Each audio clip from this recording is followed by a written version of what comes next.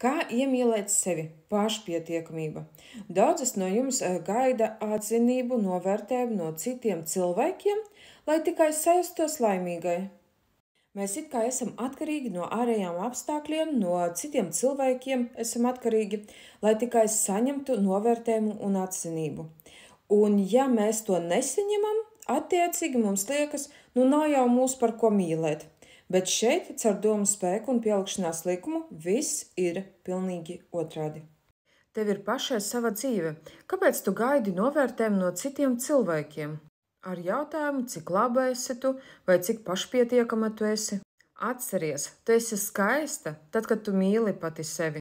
Tu vari būt sporta kostīmā, mati var būt sasieti astītē un iztaipīti legingi, bet toties tev ir tāda iekšējā pasaule, iekšējās sajūtas, ka tu vienkārši mīli un dievini sevi, un tu vienkārši šo enerģiju izstaro uz ārpusi. Paņem visu atbildību uz sevi. Cik tu esi laba, to nosaki tikai un vienīgi tu, neviens cits. Priekš tā tev nevajag uzlikt tonu kosmētikas uz sejas, nevajag nesāt nērtus apavus.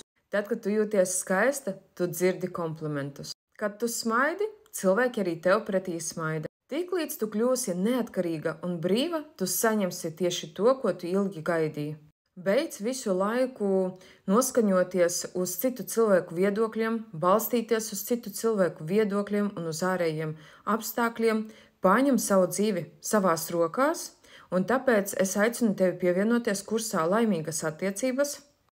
Pateicoties domu spēka praktikām, šī ir tava iespēja, lai veiktu šo transformāciju un sakārtotu sevi, savu iekšējo pasauli pirmkārt. Tad jau attiecīgi attiecības, mīlestību un ģimeni un domas par vīriešiem, jo tādā veidā tu veiksi šo transformāciju. Viņa ir viegla, vienkārša un galvenais pašā priecīgākā veidā tev.